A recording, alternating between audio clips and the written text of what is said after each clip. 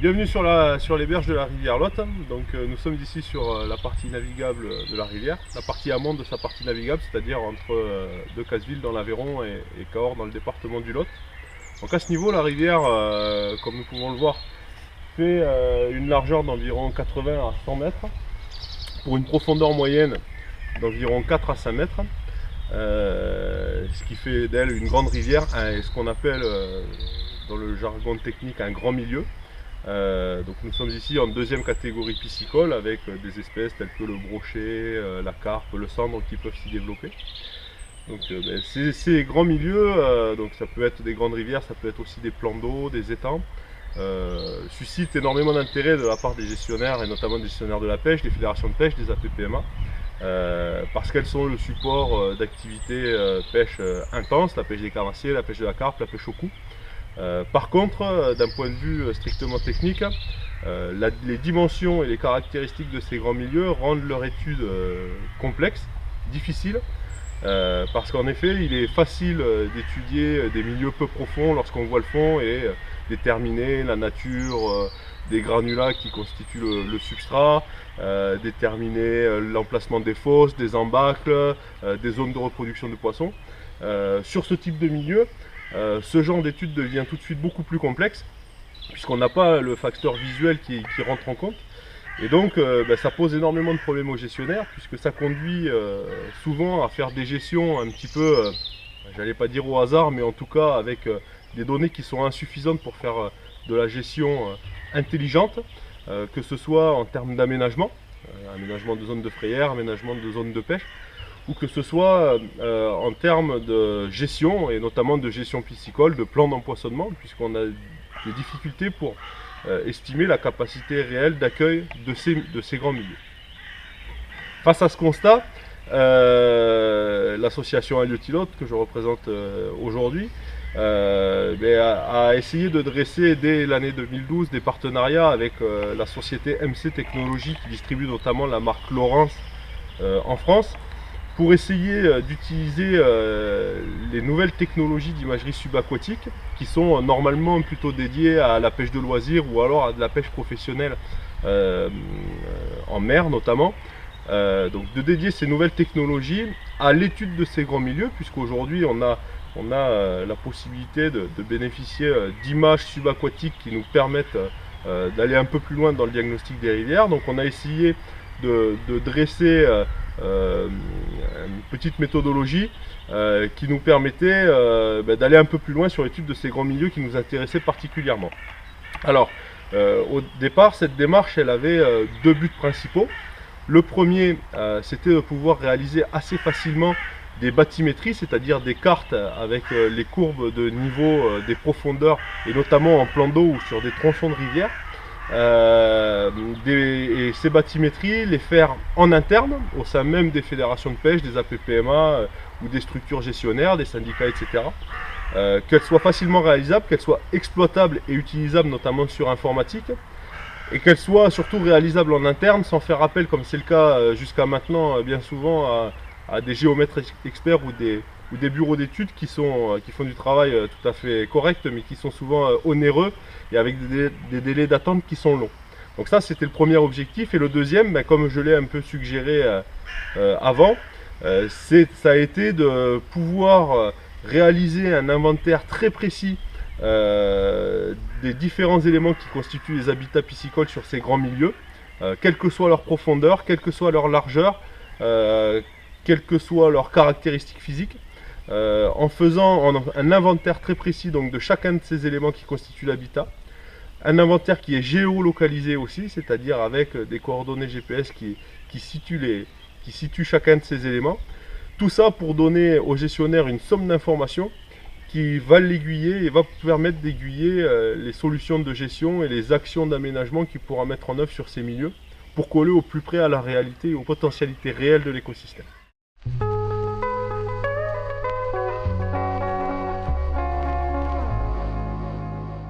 Le but du petit film que on va vous présenter maintenant, c'est justement de voir un petit peu l'état d'avancement de nos recherches en termes d'élaboration de méthodologie de l'inventaire des habitats piscicoles sur ces grands milieux grâce à l'utilisation des nouvelles technologies et notamment des écosondeurs. On a utilisé un appareil de la marque Lowrance de type HDS 12 tactile. Ici on est sur des machines qui sont vraiment très performantes et qui se rapprochent plus de l'ordinateur que du simple écosondeur. On a bien entendu la possibilité d'avoir un écosondeur classique, on va dire, avec des détections de poissons, des arcs de détection, ce genre de choses assez familier pour les pêcheurs, notamment les pêcheurs de carnassiers ou les pêcheurs de carpe. Mais on a aussi intégré à la machine un GPS relativement performant, puisqu'on est sur des précisions de l'ordre du mètre. Et la partie qui va nous intéresser le plus, en fait, nous, par rapport à l'étude de nos milieux, c'est la partie imagerie aquatique qui va nous permettre, on le verra un peu après, d'avoir des images de qualité quasiment photographique des fonds de la rivière ou du lac. Pour ces appareils, il y a la possibilité d'adjoindre des cartographies grâce à ce genre de petites cartes SD en fait. On peut aussi y adjoindre d'autres petites cartes SD qu'on trouve dans nos appareils photo ou dans nos caméscopes. Donc là en fait c'est d'une utilité primordiale par rapport à l'utilisation qu'on en fait nous d'un point de vue technique sur l'étude des milieux, puisqu'en fait ces petites cartes vont nous permettre d'enregistrer les informations qu'on va traiter directement sur le terrain, que ce soit des points GPS, des itinéraires qu'on va passer avec le bateau, des captures d'écran, des images, des vidéos même. On va pouvoir enregistrer tout ce qui se passe et tout ce qu'on va relever sur le terrain pour avoir un traitement après de ces informations directement par informatique au bureau grâce à ce petit module. Voilà. Ensuite, comme je le disais un petit peu en introduction, donc le modèle que nous on utilise est un modèle tactile. Voilà. Donc le fait qu'il soit tactile, au-delà de l'utilisation même de la machine, va vraiment avoir une utilité dans le traitement de la donnée. Qu'on verra dans un deuxième temps, donc en fait où on va utiliser réellement l'appareil comme un ordinateur et où on va traiter les enregistrements qu'on va faire au bureau directement sur l'appareil grâce notamment à sa caractéristique tactile. Enfin, donc par rapport au matériel, donc ici l'écran est monté sur un support fixe, mais on a souhaité réaliser un module portatif qui nous permet d'emmener cet appareil sur des bateaux qui peuvent être mis à l'eau, même à des endroits relativement inaccessibles, là où on n'a pas de mise à l'eau bétonnée, là où il faut porter un bateau. Donc pas non plus de limite quant à l'accessibilité.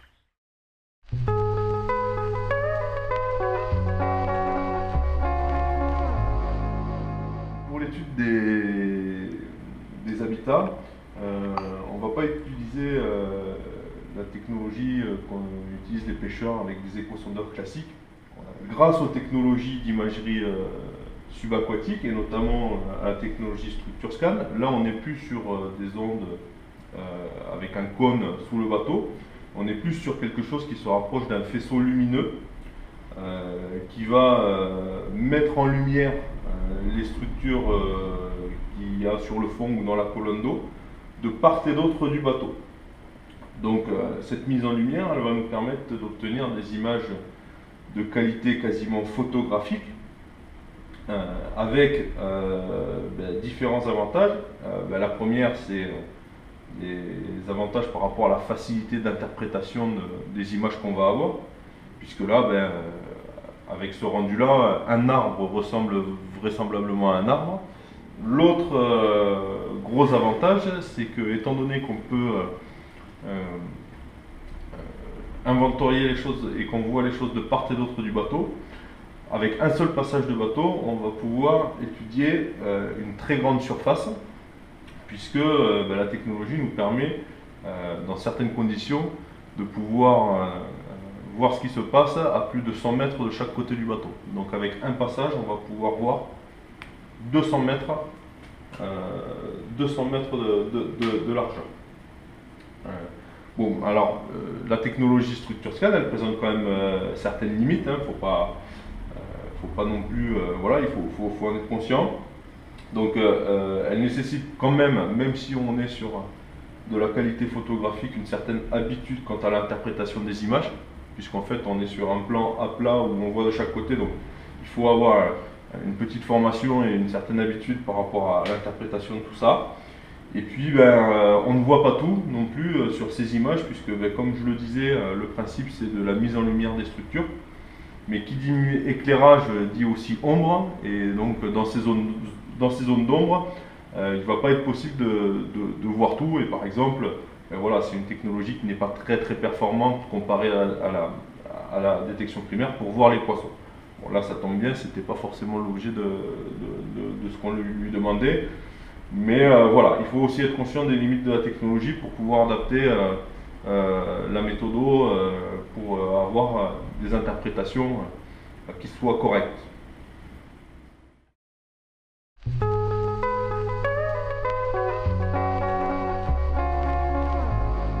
Une fois qu'on a réalisé les relevés de terrain et qu'on a enregistré nos relevés sur l'appareil, donc il faut ensuite les traiter, ces données. Donc là, c'est un travail qu'on fait cette fois-ci au bureau, directement sur l'échosondeur. Et donc en fait, on va aller rechercher et on va relire tous les enregistrements qu'on a fait, donc qui sont sur nos cartes SD. Donc on va aller chercher un enregistrement, donc par exemple celui-ci. On va pouvoir, sur cet enregistrement, à nouveau régler la sensibilité, le contraste de l'image, enfin tout un tas de choses qui vont nous permettre d'être plus efficaces dans la lecture de nos logs, enfin de nos enregistrements. Et donc en fait, le but de la manip, cette fois-ci, c'est de passer tous les enregistrements jusqu'à temps qu'on voit un élément particulier. Donc je vais prendre quelque chose d'un peu marquant pour que vous compreniez, même si on a passé des choses. Donc par exemple ici, de part et d'autre du bateau, on avait des herbiers. Donc voilà, ici c'était des herbiers de macrophytes, des myriophiles en fait. Donc le but du jeu, ça va être maintenant de géolocaliser cet élément en enregistrant un point GPS. Donc là, sur les herbiers, ce qu'on fait, c'est qu'on met un point GPS en amont, un point GPS en aval du linéaire. Donc en fait, pour cela, rien de plus simple. On crée un point GPS. Et alors, le gros avantage de ça, c'est qu'on va pouvoir mettre une icône, associer une icône à ce point GPS. Donc, par exemple, pour les macrophytes, j'ai choisi celui-ci. On va pouvoir y associer un nom. Donc pour les macrophytes, c'est MAC. On dispose de nos coordonnées GPS, de la profondeur à laquelle se trouve l'élément, et on peut même rajouter des notes si je veux mettre par exemple herbier, hop, voilà, et bien je lui mets herbier. Je sauvegarde. À partir de ce moment-là, la donnée est ce qu'on appelle bancarisée, c'est-à-dire qu'elle est enregistrée. Ça veut dire qu'elle va être réutilisable à volonté, aujourd'hui, demain, dans un an, et elle va être exploitable sur l'informatique. Donc ça, c'est vraiment quelque chose qui est important, puisque on a quelque chose qui va pouvoir être utilisable et réutilisable dans le temps. Ça va nous permettre notamment de faire des comparaisons. Si je prends les linéaires d'herbier, si on veut passer chaque année pour voir si les emplacements de ces herbiers évoluent, si leur taille évolue, si leur disposition change en fonction du courant, etc., et on va pouvoir comparer les données d'une année à l'autre. Donc ça va être très intéressant. Donc si je continue ma lecture, voilà, ici l'herbier se termine. Donc je vais remettre un nouveau waypoint, un nouveau point GPS, mon herbier, hop, je le sauvegarde. Pour notre étude sur le Lot, on a dressé une typologie d'habitat qui propose d'inventorier 11 éléments différents. Donc, grosso modo, on a tout ce qui vient être arbre mort, fixé, bois mort juste déposé au fond. On a les macrophytes, comme on les a vus. On va avoir tout ce qui est éléments rocheux, donc des blocs, des rochers isolés. On va avoir aussi tout ce qui est en rapport avec la morphologie du fond, la présence de fosses, la présence de cassures sur le fond, au fond, ce genre de choses. En tout cas, voilà, 11 structures différentes, mais on pourrait envisager de compléter cette typologie en fonction des habitats qu'on veut étudier. Et si par exemple on étudie un grand lac, on pourrait très bien inventorier les anciens bâtis qui ont été noyés après la mise en eau du lac, des routes, des murets, des ruines, des emplacements d'anciennes maisons, des anciennes écluses qui sont noyées, tout un tas de choses. Il n'y a pas de limite dans l'interprétation et dans la bancarisation des données. On a la possibilité ensuite d'exporter ces données GPS sur l'ordinateur et sous le logiciel SIG.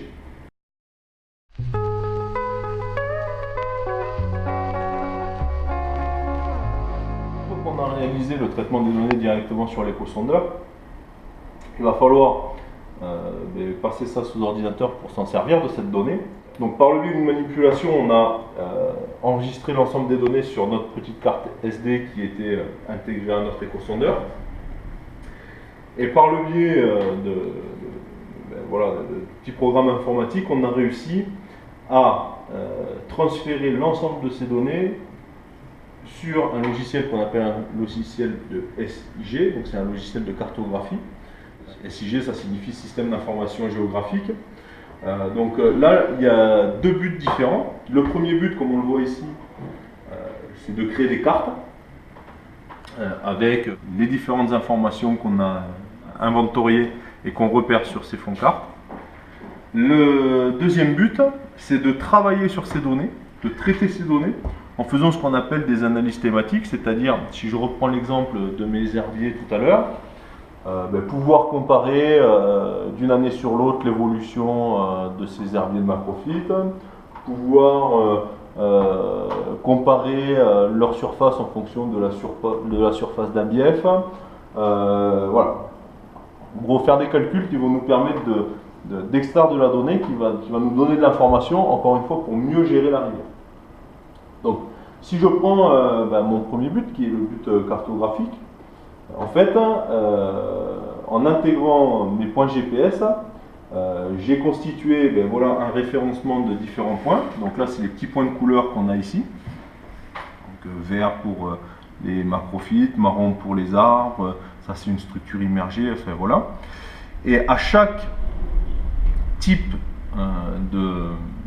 d'habitat et d'éléments, on a réussi à associer aujourd'hui un pictogramme, c'est-à-dire une petite image qui va nous dire, qui va constituer la légende de nos cartes en fait, et qui va nous dire ici il y a des herbiers, ici il y a des arbres, etc. Là, ça nous permet vraiment d'avoir quelque chose de très précis. Encore une fois, je vous rappelle que la précision de la machine elle est de l'ordre du mètre. Et cette fois-ci, quelque chose de visuel aussi. C'est-à-dire que si on prend cette fois-ci plutôt à l'échelle de la rivière et qu'on recule un petit peu, on peut avoir une comparaison entre les biefs qui nous permet de dire, par exemple, le bief de Livignac est relativement riche parce qu'il est diversifié, il a des macrophytes, il a des éléments minéraux, etc. Par contre, le bief de Boisse-Panchaud est beaucoup plus monotone, ou le bief de Cap-de-Nac, etc., etc. Donc on va avoir la possibilité d'avoir une vision très concrète de ce qui s'est passé à l'instant T, c'est-à-dire à l'instant où on est passé sur la rivière. Alors ensuite, à ces analyses-là, on peut rajouter d'autres choses, c'est-à-dire que là on a juste positionné nos points, mais on peut après retracer des linéaires. Donc si je les fais apparaître par exemple les linéaires d'herbier, en reliant les pointes de début, les pointes de fin, donc voilà, des linéaires qu'on pourra ensuite mesurer, des linéaires d'éléments rocheux, donc on fait apparaître ici, c'est-à-dire voilà, tous les linéaires où le substrat est constitué d'éléments un peu grossiers qui peuvent représenter aussi un intérêt sur le plan piscicole. Et puis après, on peut coller ça sur des fonds type photographie aérienne, où là, on peut tracer des linéaires, et notamment les linéaires de ripisylve, et puis aussi identifier certains éléments comme des parcours de pêche, les rampes de mise à l'eau, voilà. Tout ce qu'on peut inventorier, on va pouvoir le rajouter à nos données. Tout ça, encore une fois, et c'est le but ultime de la manœuvre, j'allais dire, c'est de pouvoir avoir des données qui sont enregistrées, utilisables, échangeables, c'est-à-dire qu'on va pouvoir superposer ces données avec des données d'autres organismes, tels que l'Agence de l'eau, tels que le Conseil général, des syndicats de rivières, et qui vont pouvoir nous apporter des éléments très précis qui vont nous permettre de ne pas se tromper quand on va vouloir gérer le cours d'eau, et notamment quand on va vouloir gérer les peuplements piscicoles et l'activité pêche. Avec ce type de cartographie, on va pouvoir être à même de dire tel bief est adapté à telle espèce, ça peut être le brochet, ça peut être le sandre, alors que le bief suivant n'est pas adapté. Donc en fait la gestion qu'on va mettre en place sur ce bief, elle va être très dépendante de l'état réel du bief et de sa capacité d'accueil réel. Donc beaucoup plus d'efficacité en termes de gestion.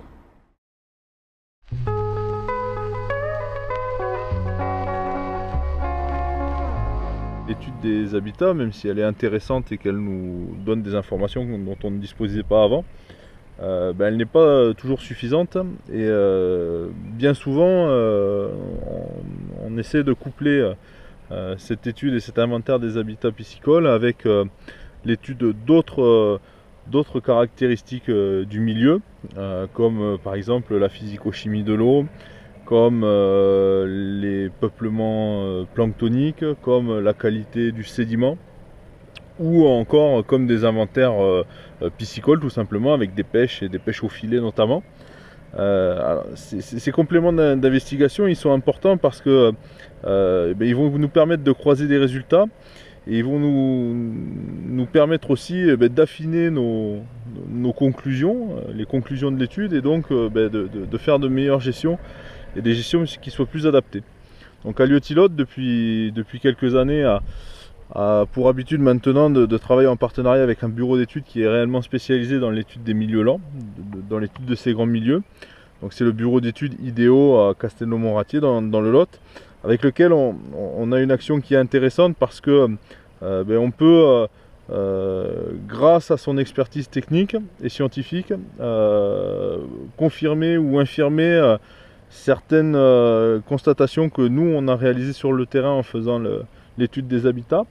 Alors l'exemple le plus flagrant, c'est avec l'étude du plancton par exemple, où on peut avoir un milieu qui semble tout à fait adapté au brochet et à son développement, et puis où l'étude du plancton et notamment du zooplancton nous montre que la reproduction de cette espèce n'est pas possible naturellement, puisque les formes zooplanctoniques qui sont présentes dans le milieu ne conviennent pas à l'alimentation des alvanes brochés. Donc voilà une illustration voilà, de la complémentarité entre le protocole d'étude des habitats, qui va nous donner une photographie de l'état du milieu à un instant T, et puis l'étude des compartiments trophiques, c'est-à-dire des différents niveaux de la chaîne alimentaire et de l'état du milieu, qui va nous permettre d'affiner nos constatations et de faire une meilleure gestion. Une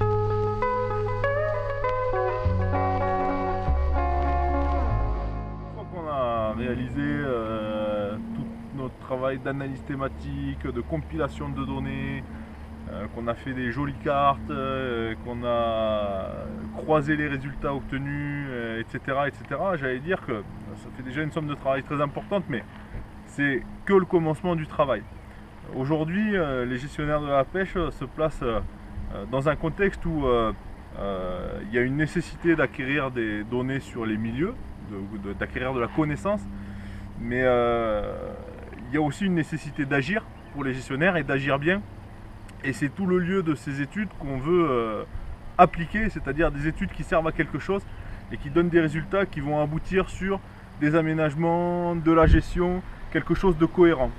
Avec les protocoles qu'on a réussi à monter tout au long de l'année 2012 et qu'on va continuer à perfectionner grâce aux nouvelles technologies, on va pouvoir assez rapidement proposer aux APPMA, aux fédérations, aux syndicats des actions qui sont cohérentes et qui sont vraiment adaptées à l'état réel du milieu.